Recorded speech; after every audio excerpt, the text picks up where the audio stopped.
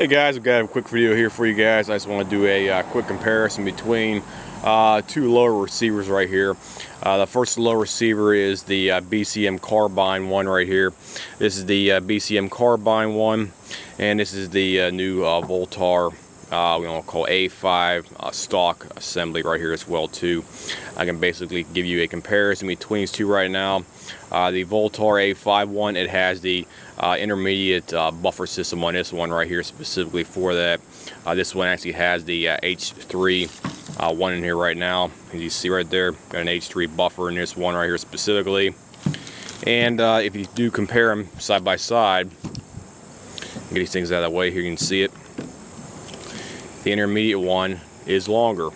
See, as you see right there, so you have a longer back tailing on it right there as well too. So the back one is a bit longer than the Carbine one right here specifically for that. So when you look at them side by side, you'll definitely notice the Carbine one is indeed short. I think it's about 3/4 of an inch shorter right here. So this is the Carbine one up here, and this is the intermediate length one right here as well too. This is what the typical buffer assemblies look like in them. You have your Carbine one right here. This is the H1 equivalent right here. This one has the Carbine spring right here. This is what the spring looks like here for this one. And this is what the Vltor A5 intermediate length one looks like right here as well too. So you compare those two right here, you'll notice they do have a difference right here in length. And there's a difference right there. You can see the actual difference right here. You got a difference of about 3/4 of an inch basically right there for those two sizes, plus the actual spring. Here's the Carbine spring right here, and here's the rifle length spring right here as well too for the A5 Vltor lower stock right here assembly. You notice right here this one has about an inch, probably an inch and maybe 3/4 right there longer. And this one is for the Carbine, or I keep on carbine length right here for that. Sorry about that. This one is a rifle length, we'll call spring assembly. So the rifle length ones fits specifically for the Vltor one right here. This is the Vltor A5-2 H2 buffer assembly, and this one right here is a H1 buffer for the Carbine right here as well too. So that's what those two look like. And you can put the regular carbine stock on here, no problem. This is the BCM stock I have here for this one. This stock right here, this stock will fit on this one right here, no problem. And also fit on the Vltor A5 stock assembly as well too. So it will fit on both ones right here. You do not need to buy a special stock or anything else right here for that, because I have two stocks right here specifically for that. So you can put your carbine stock on there, no problem, and it will have no problem fitting on the Carbine length one or the intermediate one from the A5 Vltor one right here. So here's the actual bottom portion of what it looks like. You have the Vltor name down here as well too. Get a good shot right there, Vltor RE-A5.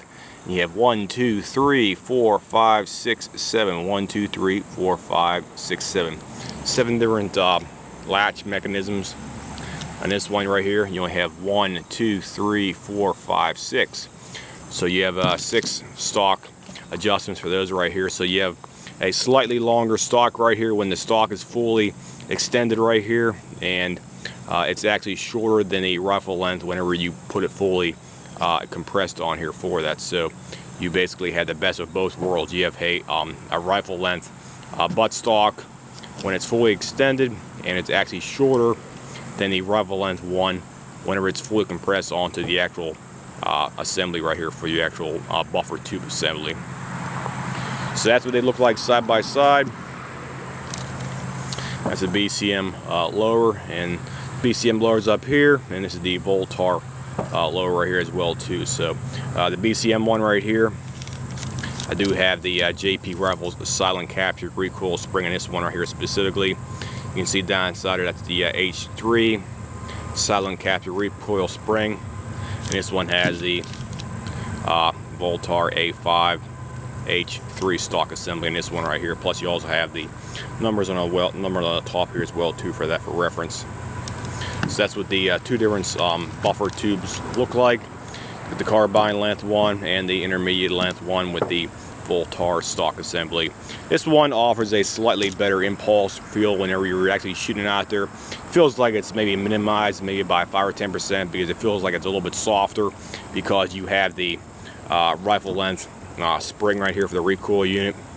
So that's the typical comparison between them. That's why most people want to upgrade their stocks to the Vltor one, because it's like the best of both worlds. You have the typical rifle length spring here, so it has a little bit more shock absorption, plus it feels a little bit softer shooting out there, and you have a little bit heavier buffer weight as well too, because I have the H3 in this one right now here for that, and it feels perfectly fine on my shoulder shooting 55 grain ammunition.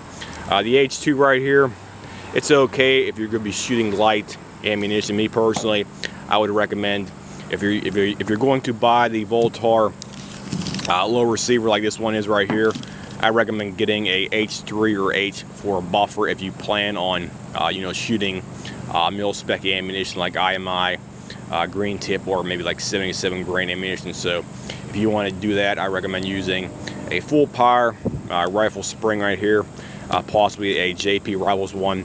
This is a JP Rifles spring right here. This is about a 7% overstock spring right here for that, so it's a little bit stronger than your typical spring. Plus, I also recommend using a H3 or H4 buffer. If you're going to be shooting heavy ball ammunition like 77 grain, 69 grain, get the H4 buffer and stick it in your Vltor low receiver here for that, guys. So if anybody has any comments, questions, whatnot about this, feel free to leave me a message here, and I'll try to get back to you as soon as humanly possible with some kind of a detailed response about any questions you may have about this specific type of stock setup. I'll see you guys. Have a nice day.